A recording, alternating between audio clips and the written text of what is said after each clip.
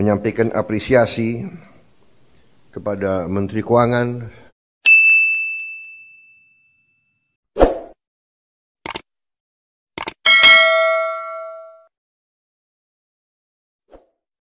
berjalan dengan lancar, dengan aman. Untuk itu, saya ucapkan terima kasih kepada seluruh pejabat terkait dan jajarannya yang telah bekerja keras, Menko Polkam, Menko Infrastruktur,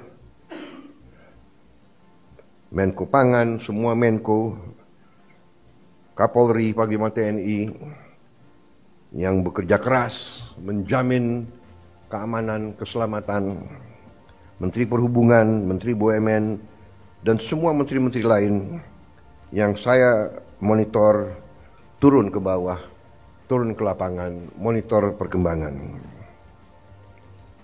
Kita juga membuktikan bahwa pemerintah kita efektif. Pemerintah kita, saudara, bagaimanapun di bulan-bulan yang kritis tersebut biasanya ditandai oleh banyak kecelakaan lalu lintas, ditandai oleh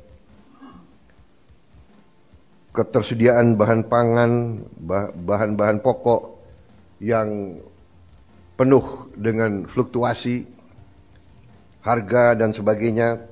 Kali ini kita berhasil untuk menjalankan suatu keadaan yang stabil, penuh ketenangan, penuh kesejukan. Di tengah banyak dunia dilanda konflik, ketegangan, krisis, bahkan perang, kita mampu menjaga kesejukan, ketenangan, perdamaian di negara kita. Saudara-saudara sekalian, saya juga terima kasih dalam 3 bulan kita telah memberi bukti kepada rakyat kebijakan-kebijakan kita adalah kebijakan-kebijakan yang berpihak kepada rakyat, berpihak kepada kepentingan negara. Yang pertama tentunya saya menyampaikan apresiasi kepada Menteri Keuangan dengan semua timnya yang telah menyusun APBN dengan baik, dengan cermat, kerja keras, karena saya terus-menerus monitor, saya terus-menerus menuntut penghematan, efisiensi. Saya menuntut keberanian memotong hal-hal yang tidak esensial. Saya tegaskan bahwa kriteria anggaran yang akan kita laksanakan, kriteria pertama adalah harus bisa menciptakan lapangan kerja. Sudah saya katakan berkali-kali. Kedua, harus meningkatkan produktivitas. Produktivitas ini harus bisa diukur dengan kuantifikasi. Berapa devisa yang dihasilkan? Berapa devisa yang dihemat?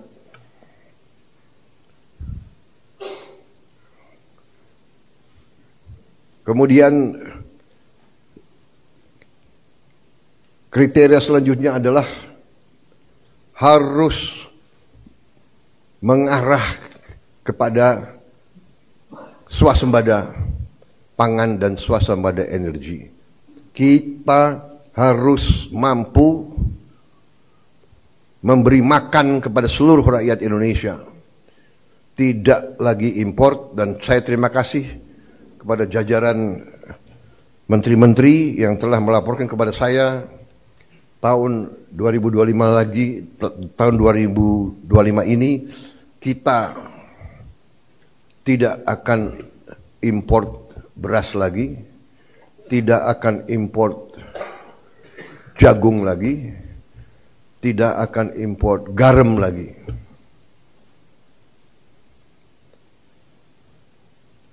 Artinya, target yang saya berikan kepada kabinet bahwa Indonesia kita harus swasembada pangan dalam waktu 4 tahun. Alhamdulillah target itu bisa kita capai akhir 2025, paling lambat awal 2026.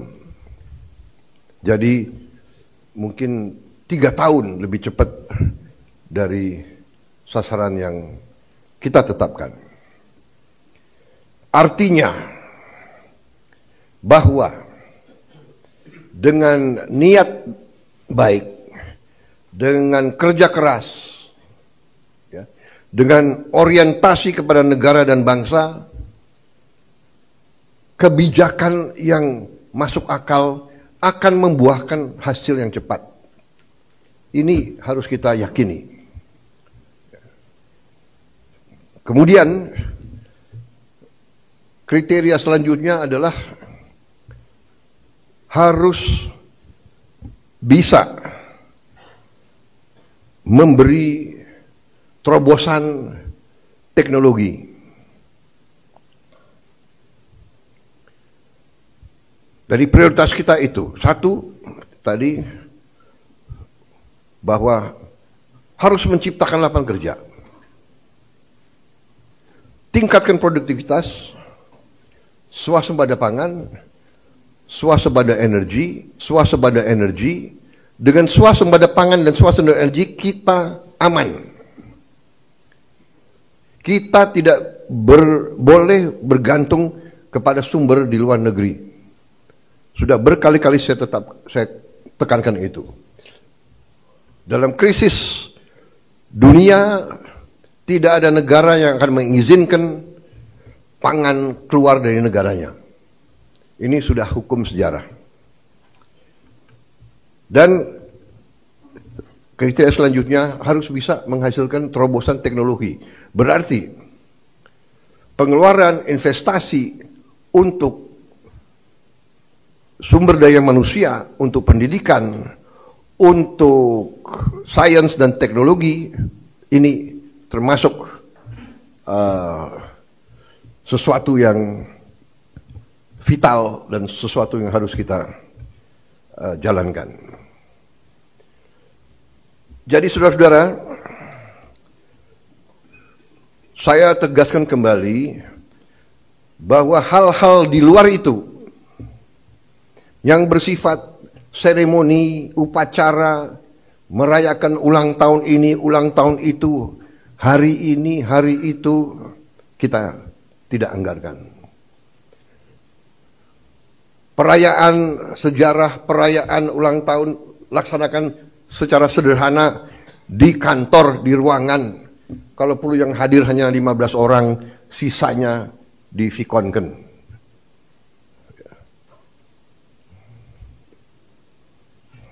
Perjalanan dinas dikurangi. Saya potong setengah. Dengan setengah kita bisa menghemat 20 triliun lebih. Kalau kita hitung 20 triliun, berapa puluh ribu sekolah, gedung sekolah bisa kita perbaiki.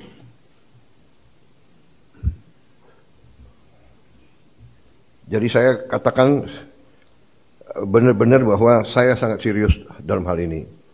Saya minta loyalitas semua menteri, semua kepala badan untuk patuh dalam hal ini, ya. Dan saya terima kasih kepada tim keuangan yang telah menjalankan penyisiran, kajian terhadap anggaran sampai serinci-rincinya. Kalau tidak salah, mungkin sampai satuan ke-9 kalau tidak salah. Mungkin pertama kali dalam sejarah, ya, Presiden Republik Indonesia mengecek sampai satuan ke-9. Jadi saudara-saudara pun mungkin tidak tahu anggaran-anggaran tersebut, ya.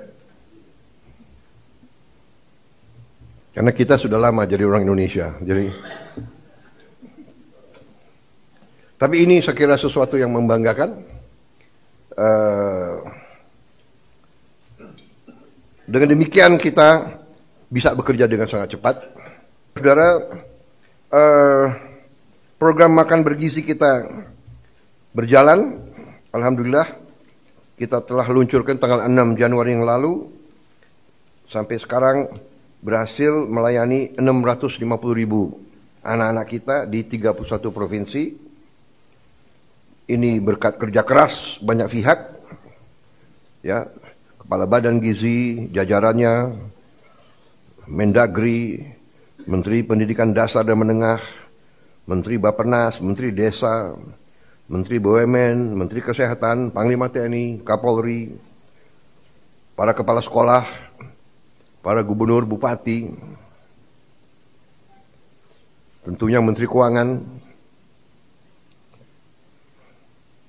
Dan untuk Januari sampai April 2025, program ini sasarannya adalah 3 juta anak. Bulan April sampai Agustus 2025 akan menuju 6 juta anak. September kita harapkan 15 juta anak. Dan akhir 2025 target kita adalah semua anak-anak Indonesia bisa dapat makanan bergizi. Saudara-saudara, terima kasih kerjasama ini. Seluruh kementerian lembaga ikut mengamankan dan menyukseskan program ini. Kita akan bersinergi dengan pemerintah daerah, gubernur, bupati, wali kota, dan seluruh perangkat daerah. Saudara-saudara, ini adalah masalah strategis. Kita memperkuat masa depan Indonesia. Anak-anak Indonesia harus kuat, harus cerdas, harus semangat, harus sekolah dengan baik. Saya percaya dalam waktu yang tidak lama kita akan melihat peningkatan hasil kemampuan akademis anak-anak kita. Saya juga bertekad untuk melakukan langkah-langkah intervensi kepada semua sekolah di Indonesia. Sekolah dasar, sekolah menengah, SMP, SMA, semua sekolah yang dibina oleh pesantren dengan teknologi. Kita akan masuk ke semua sekolah dengan teknologi. Kita ingin mempercepat penyampaian pelajaran untuk semua sekolah kita. Saudara-saudara, saya juga berterima kasih kepada Menko Perekonomian dan tim ekonomi yang telah menggagas, menyusun konsep-konsep yang diwujudkan dalam produk-produk, dalam kebijakan-kebijakan yang pro rakyat, penghapusan hutang kepada petani dan nelayan yang mengalami kesulitan membayar sekian belas tahun, kemudian juga berbagai bantuan langsung, berbagai